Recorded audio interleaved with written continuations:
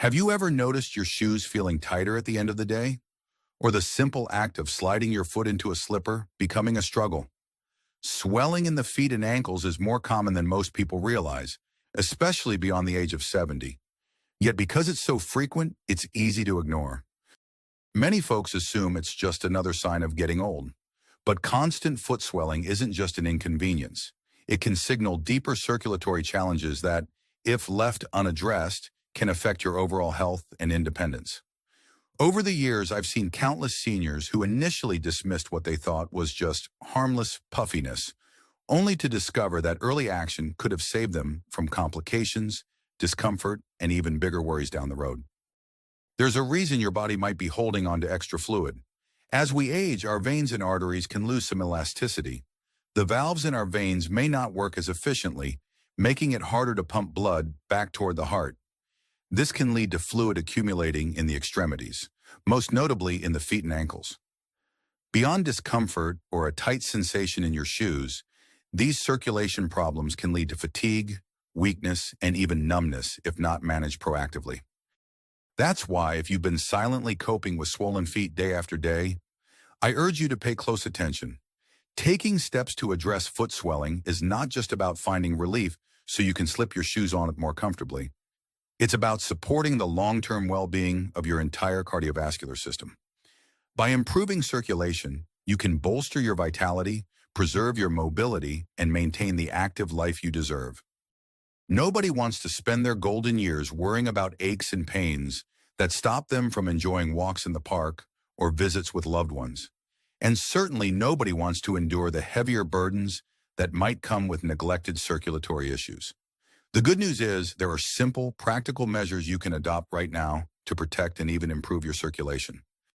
In the next few minutes, I'll share 4 specific strategies that can help reduce foot swelling, enhance blood flow, and keep you feeling stronger on your feet. These aren't complicated protocols, they're steps that fit naturally into a senior's daily life, whether you're mostly homebound or still love taking morning strolls. My aim here is not to alarm, but to empower. I'm drawing upon years of preventive health experience and insights that circulatory specialists often share. Although every individual is unique and medical advice should be personalized, what you'll learn can give you a strong foundation. Think of this as a friendly conversation with someone who understands your concerns and wants you to thrive, all while respecting your wisdom and life experience.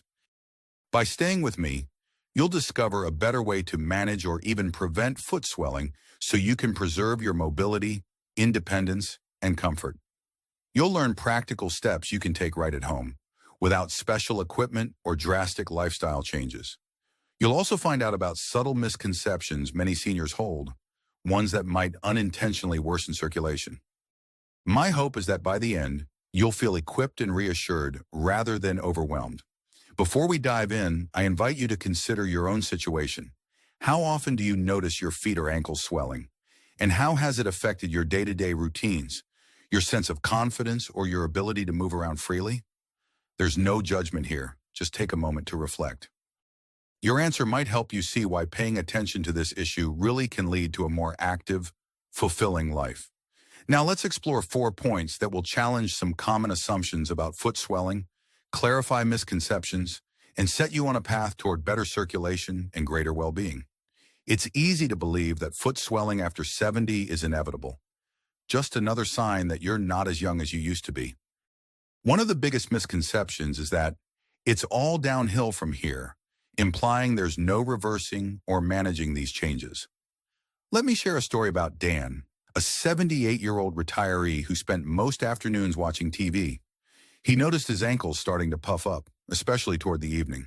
He figured this was something he had to put up with, a natural part of aging. Over time, Dan's feet began to feel heavier, and he became more reluctant to walk around. One day during a routine checkup, his nurse mentioned how simple adjustments, like wearing compression socks and taking frequent standing breaks, could ease that swelling. At first, Dan thought, aren't compression socks only for people with serious health conditions? But he decided to give them a try. After a few weeks, he started noticing a difference. His feet felt lighter, and he discovered he could walk around the block without the usual pressure in his ankles. What made the difference for Dan? understanding that foot swelling isn't something to ignore or accept as fate, but a signal his body was giving him about blood flow. By using compression socks, designed to gently squeeze the legs and help veins move blood more efficiently, he tackled the problem at its root. When circulation improves, excess fluid doesn't pool in the ankles, and the heart isn't overburdened by trying to push blood through sluggish veins. If you've been thinking, this is just what happens when you get older, consider re-examining that belief. Compression socks are one tool that can help. Many seniors have grown cautious about anything that feels medical or specialized, but modern compression stockings come in different strengths and styles, some looking just like regular socks. They're not about vanity, they're about giving your body a little extra support so you can walk, stand, and even sit more comfortably. Beyond compression socks, the key point is to address the underlying issue: fluid retention caused by inadequate blood flow. Simple, regular movement throughout the day can also combat swelling. If you're sitting for extended periods, maybe reading a favorite book or chatting on the phone, try setting a timer to stand and stretch every 30 minutes. Just a minute or two of walking around the living room or gently rising onto the balls of your feet can stimulate blood flow enough to reduce fluid buildup. Emotionally, adopting this mindset can be empowering. Instead of resigning yourself to the idea that foot swelling is inevitable, you're actively taking back control. When your feet feel less swollen, you're more likely to stay mobile, which in turn boosts your overall mood, cardiovascular strength, and confidence. The difference in day-to-day comfort can be substantial. It's not about turning back the clock on your entire body. It's about making sure that each day you're doing small, manageable things that keep your circulation vibrant. If you've ever hesitated to try compression socks because you thought they were only for athletes or hospital patients, I encourage you to look at them with fresh eyes. And if you can't stand for too long, remember that even short, frequent breaks can help. The body thrives on gentle, consistent movement. Think about your typical routine and see where you can insert 1 or 2 extra standing or walking breaks. Could it be during a TV commercial or after a chapter in your book? It might seem minor, but these habits add up. As you reflect on this, feel free to share what you've noticed about your own experience with foot swelling. Have you ever tried compression socks or found simple ways to keep your feet less puffy? If so, you're already a step ahead. And if not, I hope Dan's story encourages you to consider the many little changes that can have a big impact. One misunderstanding many seniors have is that salty foods or high-sodium snacks aren't much of a concern if you don't have a formal salt restriction from your doctor. Perhaps you've heard family members nagging you about sodium, but you thought, I've been salting my food for 70 years, so what difference will a little more make? Let's look at the example of Grace, an energetic 76-year-old who prided herself on her home cooking. She loved to add just a touch of salt to bring out the flavor in her stews and casseroles. Over time, she started noticing her rings felt tighter and her ankles swelled noticeably after a hearty meal. Grace initially brushed off the swelling. Maybe she'd been on her feet too long that day. But her physician gently suggested she monitor her sodium intake. She hesitated because her cooking traditions were dear to her. Still, she began reducing the salt just a bit, focusing instead on herbs like oregano, thyme, and basil for flavor. She also replaced some canned ingredients, often high in sodium, with fresh or frozen alternatives. Within a few weeks, she saw a real difference not only in the size of her ankles, but in her overall sense of energy. The link between sodium and water retention is well established. Too much sodium causes the body to hold on to excess fluid. Over time, that fluid can accumulate in your tissues, showing up as swelling in the feet and ankles. If you're noticing this problem consistently, examining your diet could be a pivotal step. Even without a doctor's prescription to limit salt, reducing sodium gradually can have a profound effect on how your body regulates fluids and supports healthy blood pressure.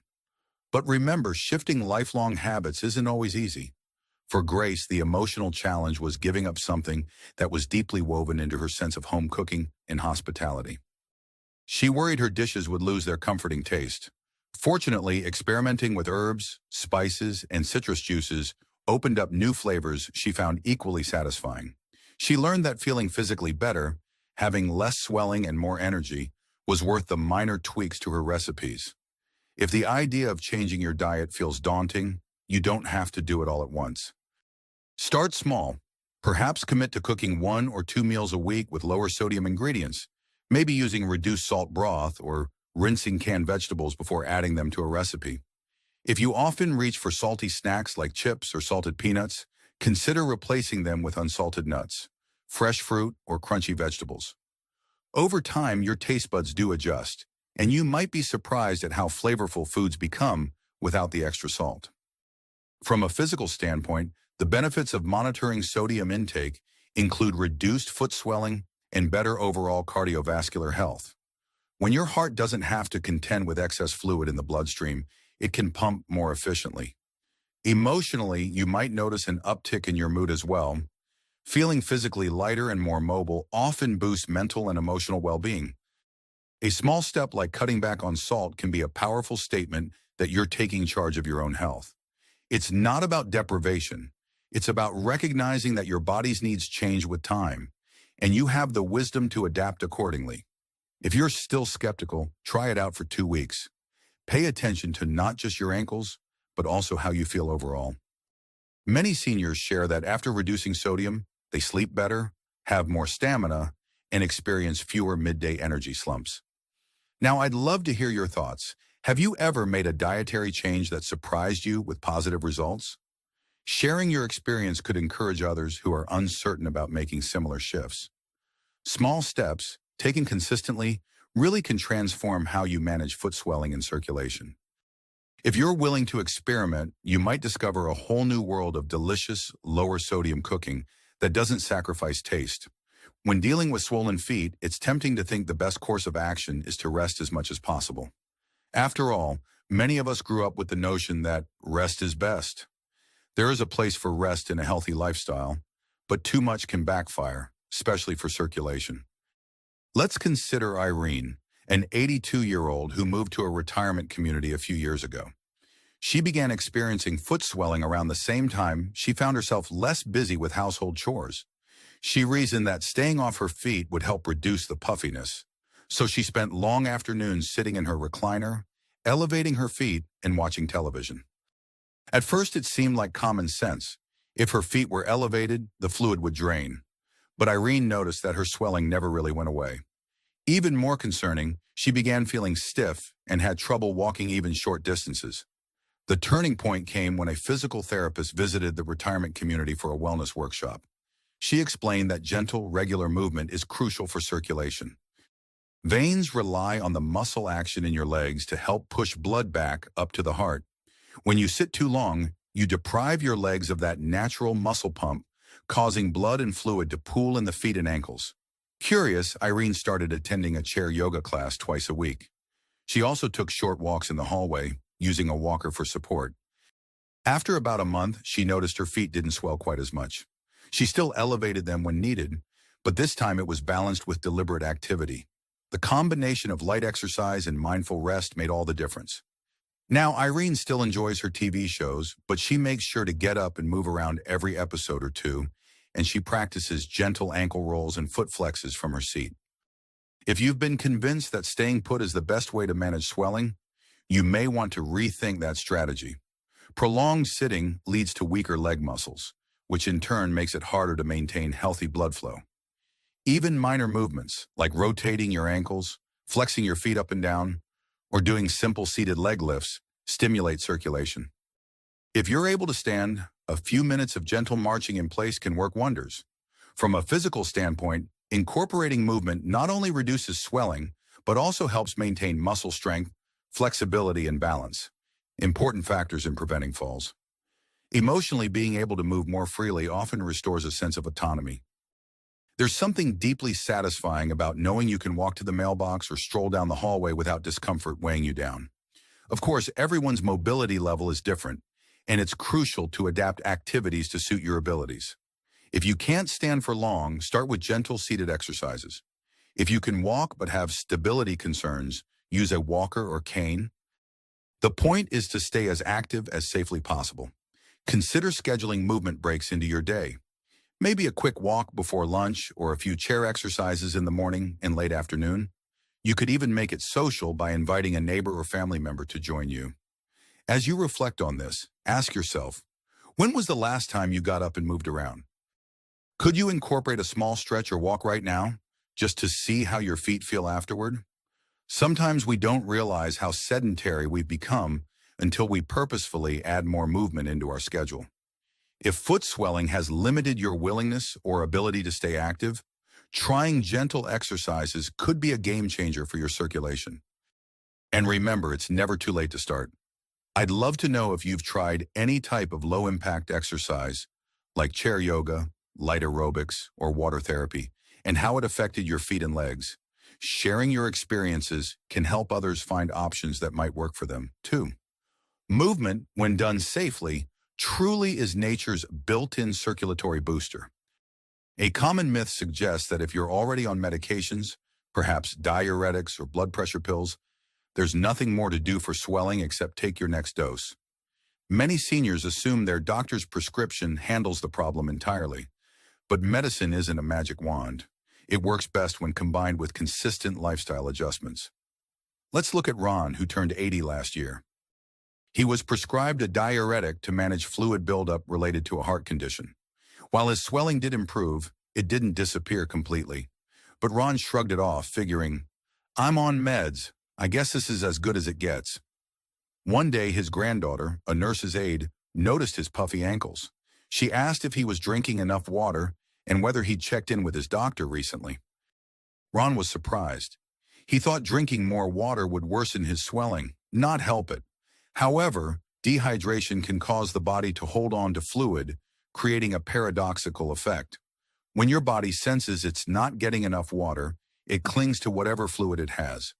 So Ron made a habit of sipping water throughout the day, just enough to stay hydrated without overdoing it, given his medical condition. Over the next few weeks, his ankles felt less tight and he felt more energetic. Medication can be an important part of managing circulation problems, but it's only one piece of the puzzle. Sometimes medication can mask symptoms without addressing underlying habits that contribute to foot swelling. For instance, certain blood pressure medications might reduce overall fluid retention, but won't entirely fix circulation issues caused by lack of movement or high-sodium diets. That's why it's important to maintain an open dialogue with your healthcare provider. Regular checkups ensure your medications are doing their job effectively and that you're not experiencing side effects or interactions with other prescriptions. Lifestyle adjustments remain essential, even if you're on medication. This includes the strategies we've discussed: wearing supportive compression socks, reducing salt intake, and incorporating gentle activity. Add proper hydration to this list as well. It might sound counterintuitive, but many seniors report reduced swelling once they strike the right balance of fluid intake. It helps the kidneys flush out excess sodium and supports normal blood volume regulation. Emotionally, taking charge of your health, even if you rely on medications, fosters a sense of agency. Rather than thinking of medication as the be-all, end-all, see it as a partner in your journey. You still have significant influence over how your body responds through everyday choices like what you eat, how often you move, and how much water you drink. If you're frustrated because your current medications aren't providing the relief you expected, it could be time to explore these complementary strategies. In some cases, improving lifestyle factors allows healthcare providers to adjust dosages over time. If you're concerned about your specific medication regimen, keep a log of your swelling patterns. When it's worst, what you ate, how active you were that day. Share this with your doctor to get a more tailored approach. It might reveal patterns that lead to simple fixes, like adjusting mealtime or tweaking your daily schedule to accommodate mild exercise. In a world where medications are often the first line of defense, never underestimate the power of consistent, small lifestyle changes to significantly boost your circulation and overall well-being. If you felt uncertain about whether your medication is enough, try tracking your foot swelling for a week while incorporating at least one new lifestyle strategy we've covered. Maybe it's drinking adequate water, reducing salt, or adding a short walk to your routine.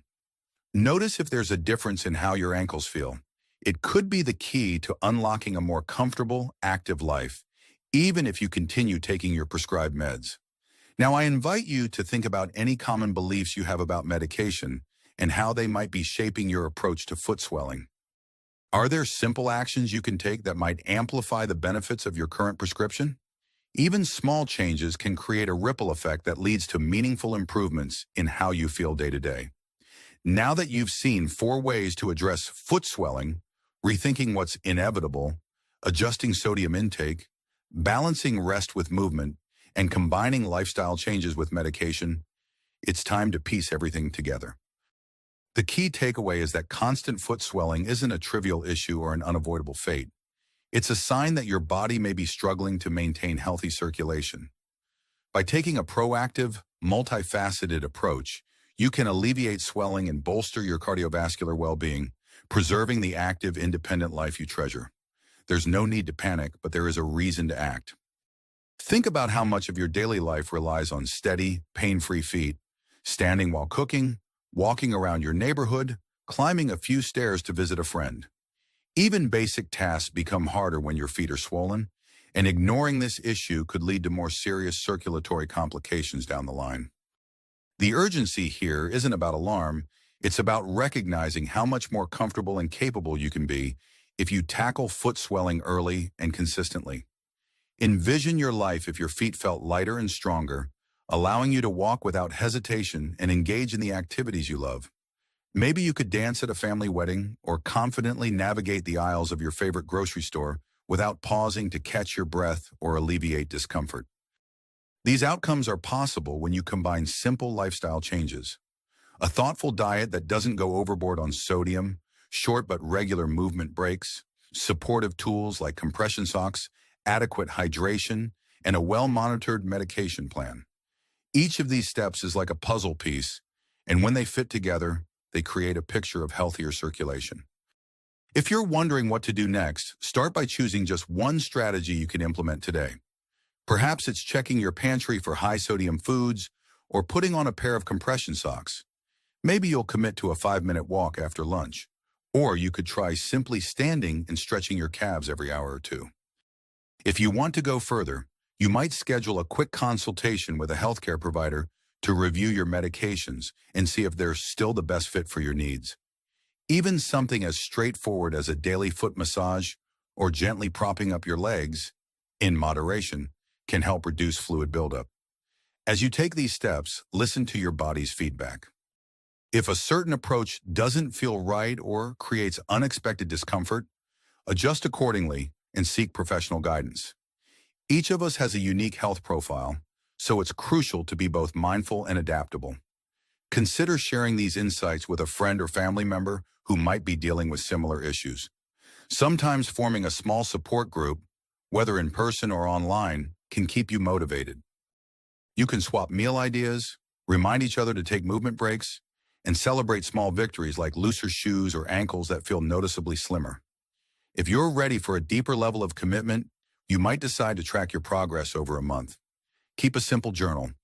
Note your swelling levels on a scale of 1 to 10, how much water you've had, what types of meals you ate, and any new exercises you tried. By the end of those weeks, you'll have tangible data to discuss with your healthcare provider. You'll likely also notice patterns that show you what works best for your body. No matter your mobility level or current health condition, remember that you have the power to make adjustments that improve your circulation and quality of life. Swollen feet don't have to be your new normal. With each intentional step, literal or figurative, you're caring for yourself in a way that respects both the wisdom and the needs of your body. I encourage you to pick at least one action right now. Maybe it's as simple as standing up for a moment and rolling your ankles in gentle circles. Or perhaps you'll take a sip of water and promise yourself to keep an eye on sodium levels this week. Every step counts. Thank you for taking this time to learn more about why constant foot swelling matters and how you can prevent it from overshadowing these precious years of life. May you move forward with confidence, better circulation, and the knowledge that your choices truly do make a difference.